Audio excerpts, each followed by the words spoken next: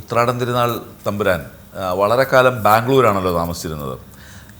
അപ്പോഴും അദ്ദേഹം ഈ പത്മനാഭസ്വാമി ക്ഷേത്രത്തിലെ വിശേഷ ദിവസങ്ങൾ അദ്ദേഹം കൃത്യമായിട്ട് പങ്കെടുക്കാറുണ്ടായിരുന്നല്ലോ.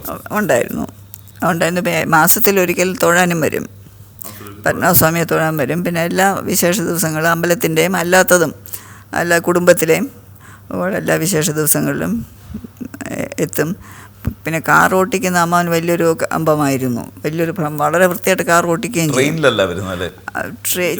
ചിലപ്പോൾ ട്രെയിനിൽ വരും, അല്ലെങ്കിൽ ഫ്ലൈറ്റിൽ വരും. പക്ഷെ കാർ ഓട്ടിക്കുന്ന വലിയ ഇഷ്ടമാണ്. അപ്പോൾ തന്നെ നല്ല വൃത്തിയായിട്ട് കാർ ഓട്ടിക്കും. അതിൻ്റെ അമ്മാവൻ കാർ ഓട്ടിക്കുന്നതിനെ പറ്റി ഒരുപാട് കഥകളുണ്ട്. എൻ്റെ അടുത്ത് ഉമാമഹേശ്വരി മാഡം കഴിഞ്ഞ ദിവസം പറഞ്ഞിരുന്നു, പലപ്പോഴും 50 കിലോമീറ്റർ ഡ്രൈവർ ഓടിക്കും, പിന്നെ 50 കിലോമീറ്റർ തമ്പുരാൻ ഓടിക്കും, പിന്നെയും 50 കിലോമീറ്റർ ഡ്രൈവർ ഓടിക്കും, ഇങ്ങനെ മാറി മാറി ഓടിക്കും. വളരെ ഡ്രൈവിംഗ് അത്ര ഇഷ്ടമായിരുന്നു. അതെ അതെ, വളരെ വളരെ. അത് മാത്രമല്ല, ഒരിക്കലും ഏതൊരു മഹാറാണി നോർത്ത് ഇന്ത്യയിലെ പേര് ഞാനിപ്പോൾ മിസ് ഔട്ട് ചെയ്യുന്നു, ബാംഗ്ലൂരിൽ വന്നു. അപ്പോൾ കൊച്ചമ്മാവനെ കാണാനായിട്ട് രാത്രി കൊച്ചമ്മാവൻ്റെ അവിടെ ഊണിന് വരികയാണ്, ഡിന്നറിന് വരിക. അമ്മാവൻ ക്ഷണിച്ചിട്ടുണ്ട്. കാറ് അയക്കാം, മഹാറാണിയെ വിളിച്ചുകൊണ്ട് വസതിയിൽ നിന്ന്. എന്ത് പറ്റിയെന്നോ, അന്ന് 2 ഡ്രൈവർമാരുണ്ട്, അവിടെ തന്നെ എംപ്ലോയിഡാണ്. അന്ന് എന്തോ സം മെസ്സപ്പ്, ഡ്രൈവർ ഇല്ലാതെയായി. പിന്നെ എന്താ ചെയ്യേണ്ടത്? അമ്മാവൻ എന്തായാലും തന്നെ ഓട്ടിച്ചു. തലയിൽ ഒരു ഡ്രൈവറുടെ തൊപ്പി വെച്ചു. തൊപ്പിയും വെച്ച് നേരെ ഓട്ടിച്ച് അവിടെ പോയി നിന്ന് കുറച്ച് മാറി മുമ്പോട്ടൊന്നും വരാതെ, അവിടെയൊക്കെ തുറക്കാനൊക്കെ ആളുകളുണ്ട്. ഏത് ഹോട്ടലിലാണ് അവർ താമസിക്കുന്നത്, 5. അപ്പോൾ അവിടെയൊക്കെ തുറക്കാനൊക്കെ അത് ഇപ്പോൾ ഒരു മനുഷ്യൻ്റെ ഒക്കെ പറഞ്ഞു, ഇങ്ങനെ കാറ് വന്നിരിക്കുന്നു പറയണമെന്ന്. അപ്പോൾ ഇവ വന്നപ്പോൾ അമ്മാൻ കുറച്ച് മാറി നിന്ന് ഇങ്ങനെയൊക്കെ സെല്യൂട്ട് ചെയ്തു. അവർ പിന്നെ ശ്രദ്ധിച്ചുമില്ല. അകത്ത് കയറി ഇവിടെ വന്നു.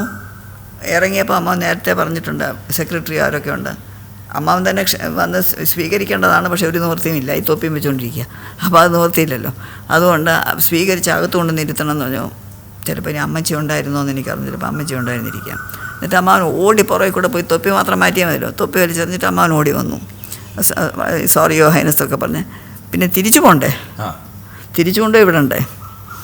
അപ്പോൾ ഇവർ പറഞ്ഞു, യോ ഹൈനസ്, ഒരു കാര്യം എനിക്ക് പറയാനുണ്ട്. യുവർ ഡ്രൈവർ വളരെ നല്ല ഡ്രൈവർ, ഇത്ര കംഫർട്ടബിളായിട്ടാണ് കാർ ഓട്ടിക്കുന്നത്, എനിക്കത് പ്രത്യേകം പറയേണ്ടത്. അപ്പോൾ അമ്മാവൻ താങ്ക് യു എന്നൊക്കെ പറഞ്ഞു.